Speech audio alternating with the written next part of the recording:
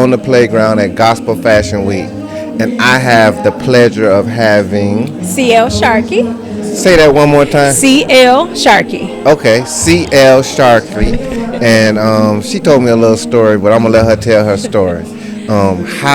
How did you get here to Fashion Week this week, Gospel Fashion Week this week? Well, first of all, I didn't have anything to do. Okay. And it's my birthday weekend. I didn't mention that. Your birthday weekend? It's my birthday. Yes. Okay. So my actual birthday is on Wednesday, but Happy birthday. Thank you so much. And so I was like, where am I want to go? What I want to do? And my friend Tiara, shout you out. It popped up on my timeline. Mm-hmm. I said, you know what? How about I pop up on Tiara? The way we actually met on Clubhouse. Okay. And so they call me Auntie. They used to call me Auntie CL. Well, what is Clubhouse? Clubhouse is it was a major app during COVID where people would just come in and have conversations because we were so disconnected. The only way we can stay connected is through the conversations, and so we were part of a group called the God Ideas Club. So. The God Ideas Club. Yes, sir. Okay, that's wonderful, wonderful. So continue. Okay, so my whole handle is I'm CL. I'm the childlike believer of the Most High God, and my thing is that we should support people. Period. Mm-hmm. I didn't have anything to do. It's fun. I drive for a living. I catch babies for a living, and I do hair for a living. So I catch babies. So I'm a doula. So so we're advocates for pregnant women, and it's important that all pregnant women, especially when women of color, have an advocate so that they can talk for her until she can speak for herself while she's in labor. Right. Having that extra support system is very important, and it's necessary and it's needed because we stop what they've been doing for years to our bodies. And what is that? Mistreating us. They think that for a black woman, I'm going to talk from my experience. Right. Being a black woman in labor with no help, my mom wasn't there when I had my first child. They wanted to C-section. They wanted to do this. They wanted to do that. They wanted to give me all kinds of drugs. But I'm like, my body naturally knows what to do when it comes to having a baby. Right. And learning it. Right. And having a support system behind you to encourage you, empower you, and to let you know that you can do it is so needed and it's so important. That's what doulas do. That's the second time I've heard doula in this weekend, and I've never heard the word doula before. And I had to go and ask my cousin. She's a nurse, and she was telling me, "Yeah, I know what that is. Yeah, that's the person who takes care of the person." And is it almost like a midwife? Yeah, so what I always tell people, we're one step under the midwife because we don't have to do as much medical training as the midwife. Mm-hmm. But in reality, we do. We're right there. We can help, and we're there to assist. We're not there to take over the midwives, the doctors, the nurses, but we're there to help. So I own a company. It's called A Doula's Touch because we are the hands that care, and we want to be there. And our goal in a Doula's Touch is to be an advocate, or an interpreter. Let me call it an interpreter. Mm-hmm. So I'll interpret to the mother what the doctor is saying when they don't understand. And then I'll interpret to the doctor what the mother is saying so that we'll have a full picture that the birth will not be an experience, but it'll be a birthing story. Right. That's wonderful, wonderful. And that brought you here. And Tiara was like my friend. She was like, we've been together for so long, and literally this is my third time actually physically meeting her. Your third time physically meeting Tiara? Yes. And is she from Jacksonville, or is she from Missouri too? She's originally from Jacksonville. I met her when I met her. She lived in Atlanta, and she moved back here. Okay. But 3 times. That's it. And see, so let me say this. Let me put this plug in here. Friendship is not based on me seeing you every day. No, definitely. Friendship is not based on me sitting in your face, eating at your table, every day. Mm-hmm. Friendship is saying, I feel something's wrong with you, let me call. Mm-hmm. Friendship says, I'll travel 1,400 miles to see you walk a runway, and I don't want anything. I just want to see your smile. I want you to know that you're not out here by yourself. Mm-hmm. And that's okay. it. Well, women, I feel, are easier connectors when it comes to just finding a friend or finding somebody who's kind of have common goals or common things in mind. Men, I feel like it's a little harder for us just to meet somebody. Like we have to physically be there and physically know, okay, this my friend. But I do have friends who I haven't spoken to in a while, but when we speak again, it's the same. Nothing's gone. Good. So it's not like what you said. You don't have to see or be physically in a person's face, anything like that. You don't even have to be even on the phone like that. But it's just like a line that never disconnects. Exactly. It's just there. And it's a good line because it's not just a one-way line, but it's a two-way. Right. And I think, like, let me go back to you said something really cool about men. Well, men are physical creatures. You know, y'all are physical by habit. I need to see it, to believe it, to understand it, and that's great. Because once you see it, you believe it, you understand it, and you put yourself in there. If that person doesn't know that when a man pours himself that close to you, that they have something worth sipping and holding on to, they missed a great thing. Right. Yeah. And you know that's another story because you know men and the women. The in between, the way we communicate, the way we gravitate to each other is still studied, because I don't think we have it completely 100% right. I think we still are learning, and I think it's still evolving as men and women evolve. I agree with that, but I think in order for something to evolve, I think we should go back to the Beginning? foundation. Yeah. Adam and Eve. Well, see, I have a problem with that. So we want to go to Adam and woman, because when you read the Bible, did I tell you? I know a little bit about it, but just a little bit. Yeah, okay. So when you read the Bible, if you go to Genesis chapter 2, verses 18, Adam never said he was lonely. God said that Adam was lonely. And so what happens is, if you read it, God says he's lonely in 18, and then in 19 he makes him name all of the animals. But Adam named the animals, and whatever he named them, that's what he called them, right? But then, I think in the 1920 of the verse, now God puts him to sleep, right? So we always talk about Adam and Eve. At this point of the story, Eve isn't on the scene. And a lot of times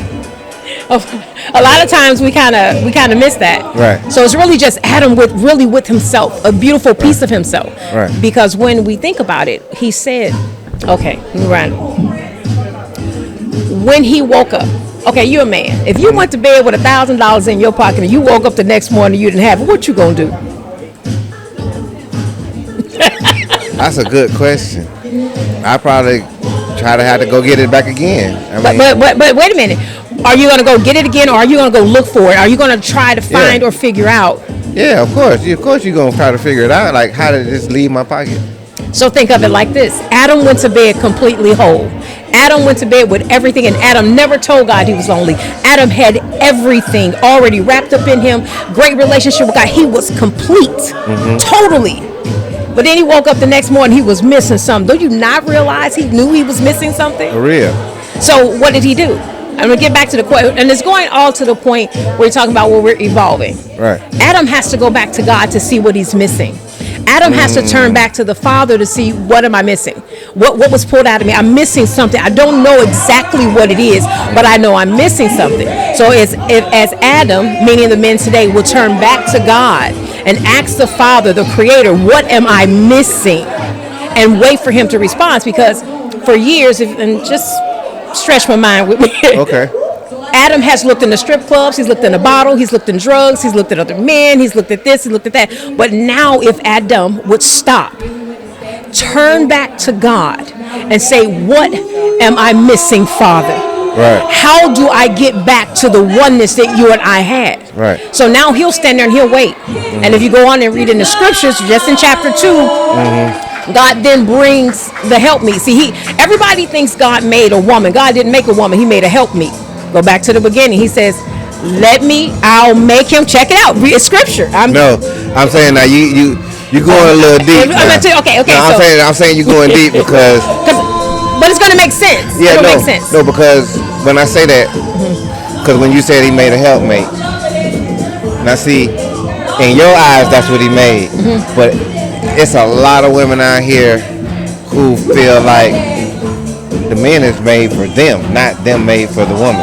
Can I stop you? I don't even mean to cut you off. I was that woman. Yeah. I was her. Yeah. I'm made for you. You made for me. I want you made this way, this way, and that way.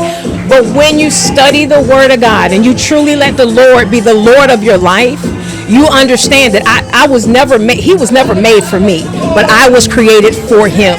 I was created to complement, to go along, to help him complete the job that God needed him to do. You know what God told me? Can I tell you what the Lord said to me? What he told you? The Lord told me everything on your list, because every woman has a list. He says, "You like that list?" I said, "Yeah, God, I need him this, I need him that, this and that." And he said, "Well, become that list." Become that list. Say it again. Become that list. I know that. Now, right. I could become that 6 feet tall person because, of course, hey, I'm only 5'2". But everything else on that list, I have to become. I have to become. Now, get why I have to. You want me to tell you why? Or you ask me the question why you have to become that list. Okay. Why do you have to become that list? Because read the scripture. We're going to stay in the scripture. Chapter 2, Genesis chapter 2, 18th and down to the end. What did Adam do when God presented the helpmeet to him? He presented this being to him. He turned and he said, "Bone of my bone, flesh of my flesh, and we shall call her woman." Why is that important? Remember, I said I had to become the list. In order for Adam to see me, I got to look just like him. I got to be who he is, my mindset, everything about me. He has to be able to recognize the him in me. Okay. Now, that right there is a message within itself. That's a message within itself. A lot of people are not ready for that message. That's a lot true. of people are not ready for that. You know, my pastor tells me that all the time. And especially it coming from a woman. Now, if we had that debate from a man saying, "Oh, we have women on here done it," now from you saying it, we're gonna have still another lot of women saying, "Well, I'm not here for no help, me. I'm here just like he's here." Which I guess they have their own opinion, but there's right and then there's wrong. But can I say something? Oh yeah. I'm not asking. Well, okay. I can only tell you about me. Right. God never told me to be a helpmeet to a man before I became a helpmeet to him. Right. I can't. Let me say it again. In order for me to understand what a helpmeet is, I must first become that to God. In order for me to understand what a wife is, I first must be wife to God. Okay. If I'm not wife to the Creator, then how can I be a wife to what He created? Right. And so when you get that, for me, I'm gonna talk about me. So if they throw a stone, they got to hit me in my journey, right? Right.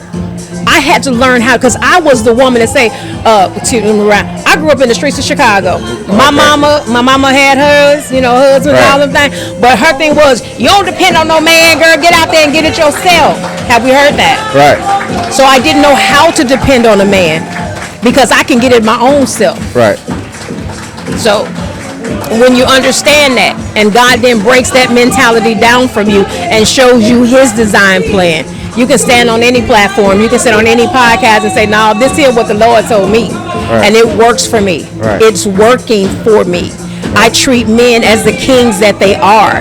Well, what if he's a crackhead? What if he's a degenerate? What if it doesn't matter, because as long as I see a king in him, I speak to that king. And remember, our words have power, right? Okay. I'm sorry, I'm running my mouth. No.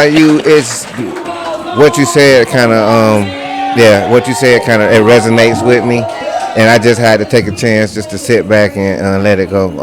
But we got to wrap it up. But I just want to let you know I appreciate your conversation. I appreciate in that short bit of time you touched me, just with words that you spoke, just the genuineness of you just being here.